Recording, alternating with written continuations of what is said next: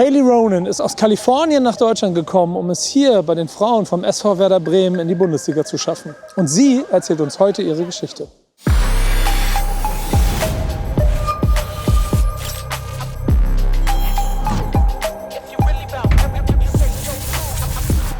Moving from the US to Germany, can you tell me the story of this path, which ends up here on this field?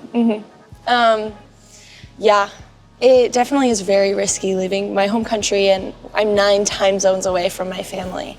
But growing up, first I always knew I wanted to be a professional soccer player. But second, I always knew I wanted to play in Europe. I don't know exactly the pinpoint, the reason, the time that I made this decision, but it was always kind of a feeling, like I wanted to take this risk.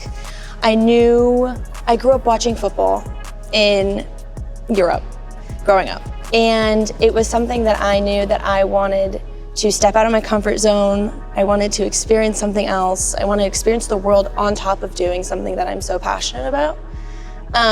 And not only will I think that will make me grow as a player, but also as a person. So as I was getting my degree and playing football at the same time, and things were starting to feel a little bit more real about me, you know, stepping into my professional career, I signed with a very exciting agency that is very big in Europe. And he was super aligned with what my dreams were. And he set me up to play here, which, should I get into the story of how I ended up here? I had landed in Paris to go see my best friend with 5-6 days left in the transfer window for the winter. And I was expecting to play for a team in France. And I landed, and I got a call from my agent saying, you're gonna wanna hop on this call with this German team tonight. Like, get on the phone in an hour. And I was like, oh my gosh, like Germany? Like, I've traveled Europe before with my family, but I'd never been to Germany. I don't speak any German. But I was like, for something about this felt so exciting and so right. So I hopped on the call, and in the next day, I was on the flight to Bremen. And I ended up here I was not the most exciting club, and I did not expect it. Like, I don't know what to expect, but I just knew that this was the decision I had to make my dreams come true. Can you give me your thoughts about cultural differences between the US and Germany, and the soccer in the US and the football in Germany? So, when I came to Germany initially, I expected things to be different. Like, obviously, of course. I'm going on a silly side first. I remember the first thing that I said when someone asked me this question, I was like, there are so many bakeries here. So random, but we don't have that many bakeries, especially in San Diego. Bread is very important in Germany. And I love it. It was my favorite thing. But on a serious note, so many people always talk about how Germans are very stoic and kind of keep to themselves, and I definitely did not experience that. So in terms of cultural differences, that felt a little bit more similar to me than home, because everyone at home is very bubbly like me. And maybe not as bubbly, but something about it was just even from a distance, they still made me feel welcome. And I think there was something really nice about that. In terms of the football, I mean, like any step to professional, you have stronger, faster, more skilled players, and it's something that hits you really fast. You know, I remember stepping on the pitch for my first training, and I was like, oh, I need to keep up, you know? And I knew I can. And I knew it would have to take me there. It would take a while for me to get there, but you can just feel the athleticism and the speed and the dedication of the women who play for this league. You can tell it's something that they've also dreamed about since they were very young. And the style of play they play here, I also really like, because it's attention to detail about things very much tactical football-wise. When in the States, we love to rely on our athleticism. You know, kick a ball, run, go body a girl, you know? So But I love the attention to detail here because it really shows the love for football. And I think that's something that's very special.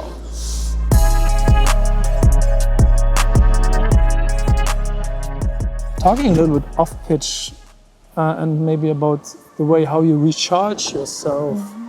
What are the places here in this new city for you choose to come back to your own mind?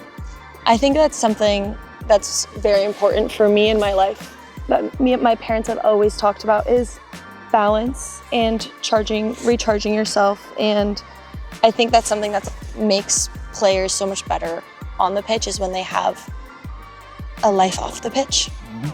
And something that I find recharging since I've moved here is just going for a walk or sitting by the Weser. So I grew up in San Diego, right on the ocean. So the ocean was always kind of my safe space, a place where I kind of found my spirituality. So bodies of water now encompass that for me. So I consider the river similar in a way. Similar to the ocean in San Diego, you say? Yes, oh, in a way, or at least I tell myself it is. But I do find it so peaceful to just sit by a body of water, listen to it, smell it, be able to walk by it, daydream into it. I think that is something that I really do feel like recharges me and just keeps me having a balanced life because we're so often go, go, go, fight, compete, which is what we love to do, what I love to do. And it's my passion, but I think in order to be my best self doing that, I need to do the opposite, which is meditate, take a walk, breathe fresh air, enjoy nature. And I think that's what ultimately really recharges me. Werder Bremen is a very familiar club, and it seems that you were a family person. But your family is now far away overseas. Yeah. How do you manage this situation for yourself? Well, I think for the first thing is I'm very thankful for technology. I am able to communicate with them every day, and I do talk to them every day. My parents are my best friends, and they always wake up about 4:30 in the afternoon, so they're 9 hours behind, which is 7:30 a.m. And then we kind of sometimes enjoy evenings together. I FaceTime them when I'm having dinner and they're having breakfast. It's awesome, yeah. We're always texting, and they leave me. My mom's recently been doing this. It's actually really sweet. When I wake up in the morning, I'll have a long paragraph of how their day went after I went to bed. Oh, really? And she's like, hey, we did this. It was a good day, blah, blah, blah. Just to keep me included with the life at home and everything. So first of all, that obviously really helps to being able to talk to them virtually every day. And then also something that I'm very grateful for, and I know that I'm very privileged for this, but my parents do come and visit me here often. Last season, when I was only here for 3 months, they came twice. They came for the semifinal of the Pokal and also the final. Oh, they were there also? They were there. I was there too. That was an amazing thing. It was incredible. Really? Yeah, and they loved it so much. When they realized that it is your goal, your wish, your dream to become a professional player, was it easy to explain, or was it you have to do something serious in your life? My parents were thrilled when they found out that was my dream. I know they will support me regardless of what I do in my life, but they are the people who gave me my little travel bug and the want to go see the world and experience other cultures and embrace myself in something that's different.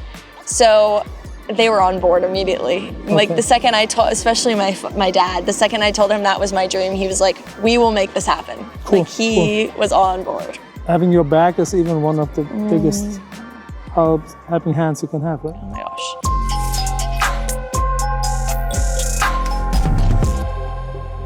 Talking about Bremen, and first of all, the city and the people here and the relationship to the club. What was your experience here in the first month? In the first months being here, I was so welcomed, and it was such a warm welcome from everyone I met, from my teammates to my coaches to anyone at the club to then the fans. I cannot talk about the fans enough for this club, like especially the fans who show up to all of the women's matches, because they are so dedicated and we see that and we really, really are grateful for it. And the support and the love that they give us, regardless of the score or the outcome of a game, is something that is like words cannot describe. And I think that was the warmest welcome of all. And I can't exactly explain why or how, but it allows us to flourish as a club, as a team, as women, to know that we're supported in a way that maybe we haven't been our entire lives or told by society or whatnot. Yeah, so it means a lot. And I think that was the warmest welcome that I had here, that I feel in all parts of my life. And so I know my teammates do too, and I know the club feels it too. And it's not just even at the games, it's the fans also just all around the city, you know? Can you describe from your little bit outside perspective the relationship between the city and the club, Werder Bremen? In my mind, from the day I came here, I see them as very interconnected. And I think that's something that is also so special about this place, is that it's diehard football. You know, it's diehard Werder Bremen. And it's all around the city. You see flags in people's windows at their apartments and in restaurants, and stickers. The stickers are everywhere, and I love it. Me too. So it's one and the same, and it's actually such a cool feeling because it's a sense of pride that is like no other, and I feel it as someone who was an outsider who has now come into all of this. Yeah, it's so special, and I love it.